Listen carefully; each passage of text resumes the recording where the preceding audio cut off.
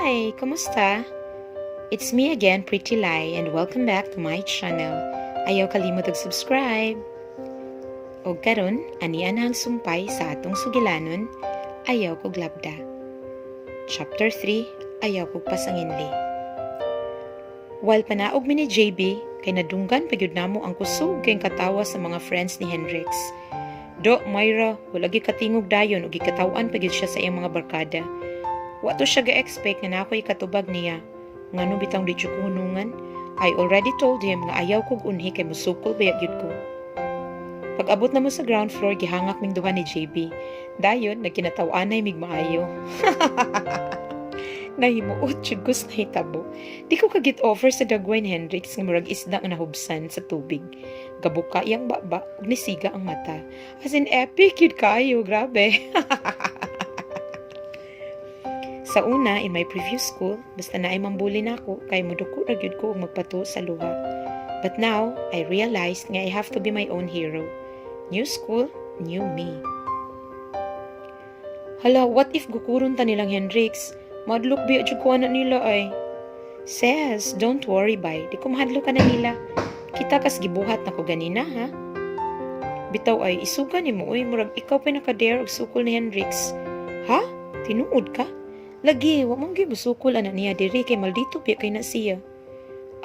Maudi ay itong nanan-outan ng estudyante sa cafeteria ganina sa among first encounter ni Hendrix. Oh well, I feel so proud of myself. Oh, sorry siya. His reign is over. Are you really not scared? I mean, he could bully you all he want. No, I just don't. Just let him try. Tanaw na to unsaon ko niya pagsagaw. Uli na tana kay hapon na. Nice meeting you and thanks again sa ganina. No probs, nalipay ko nga nana ko'y amigo. Asa day inyo ha? O kanang naay mo kuha nimo? Wala, mag-commute ra ko. Usara mong good among car niya gigamit ni Papa sa work. One ride pud amo from here. Diaras may Madville.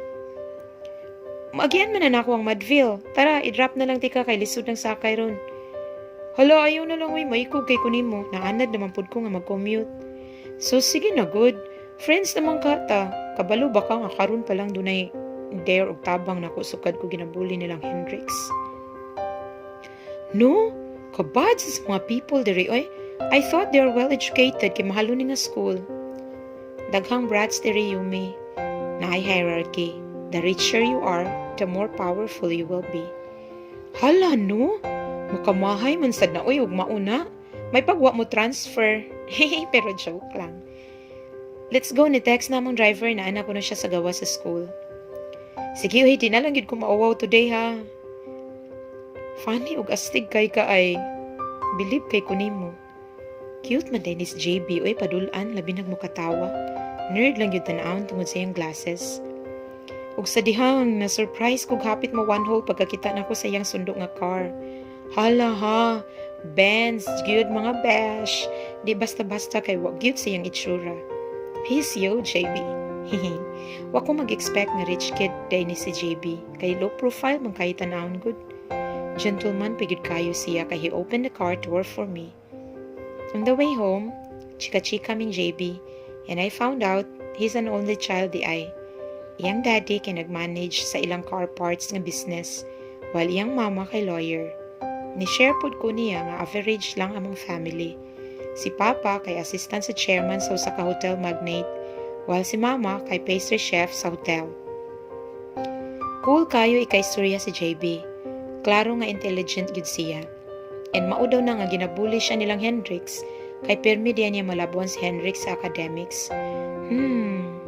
Insecure ra day itong amaw. Pag-abot sa eskina padung sa amo ninaog na ko. And I thank JB for the ride. My first day may have started out nga bati, pero it turned out right naman po pagkahapon. And then, nanawag si Jenry, akong best friend. Hello Ed, musta? Hoy Ed, ikaw ang kumusta? How was your first day at the exclusive school? Hala, big time na kay ka Ed. Grabe, di na ka ma-reach. Huwag ni Shagit pagid akong bruhang best friend. Basta si Jenry na ganiyang manawag, mag-expect na lang yung kudaan nga mabungol ko kadugayan, kay magsigi kit siyag-syagit sa phone. Hi, sus Ed, you won't believe it. Na-stress ko glay to first day palang gani. Ho? Why man? Nana po nabuli ni mo? Aw, unsa pa? What else is new? Grabe, bisan asa ko pa adto ba? Di gyud ko nungan aning mga bulis, wey. Hala ka fa, Eds pud ana, Ed. Unya, nihilak na sad ka. Luuya, basta kong BFF, oy. Ed, would you believe if moingon ko nga this time mo gyud ko nihilak? Really? Wow, that's news to me, Ed. So, strong na day kay karon, dili nakadali ma-affected. Ed, ako na-prove today nga kung mo-fight back ko, o ipakita na ako, nga astig ko, andi ko lampa, kay murag magpanuko sila upang hilabot. Oh well, except sa Prince of Darkness. Mao ba, Ed? Well, that's a relief to know kay kabiyak kay friends nga mo defend mo din ha. Pero time pa, kinsa mo po ng Prince of Darkness ba? Siya si Hendrix Gray Hernandez, Ed. Na-feel yun ako nga mahimo ni nako siyang enemy number 1. Wala, familiar lagi ang name it ay. Unsa itsura? Gwapo? Ay, maulagi dayon ni akong jumega eh. Basta laki na hisgutan, mangutana dayon o gwapo ba? What else is new with Henry, ha? Bisag di ko gustong mo admit it, pero yes, gwapo gid siya, litsi kayo. Kung unsa siya kagwapo, maupod siya kamaldito. Wow, at least it, gwapo. Kaysa bati og dagway na maldito pag yun, wala gyud nindot niya. Asa na lang siya ipot ni Lord. Ay, the typical Henry, basta gwapo, okay kayo. San unsa pay batasan, mabawi ra ko no. The following day, nisayo ko adto sa school kay mohapit ko sa library. I need to get a book manggod para maka-advance reading ko sa among English. Pagkuha na ko sa libro from the shelf, naasay ni gunit ini. Ug dayon nagbinirahay ming duha. Pagtan-aw na ko kinsa, hagoy wa may lain kundi ang hambugerong si Hendrix. Sa akong kalagot, gibuhian ako og kalit ang libro while he's pulling it towards him. Og ang resulta, aus. Nahayang siya og di good morning iyang lubot sa sahog. Sakit kayo akong tiyan og kinatawa. As in, grabe, epic chud kayo iyang itsura. Pero, ang walang na ako gi-expect was his next move. Giuyog bitaw na niya ang shelf ug nangatagak ang mga libro. Sus natagbaw gid kog sagang. Unya dayon ni abot ang librarian ug maiyang naabtan ang mga nagkatag nga books sa floor. Patay na jud ko hani bago pa gani ko madetensyon na dayon ko. Panira jud kay ni Hendrix ba? Suko kayo ang librarian, pero kay first offense pa man, di lang sad daw ipatawag among parents. But we have to clean up the library every afternoon for 1 week. Look what you've done!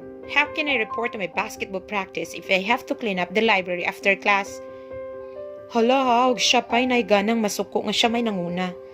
Hoy, excuse me? Ako pa'y imong pasanginlan? Ayaw ko pasanginli ha, kay wag yun ko manghilabot nimo. Ako'y nakauna sa libro, unya imong gibera. I got it first, you just took it.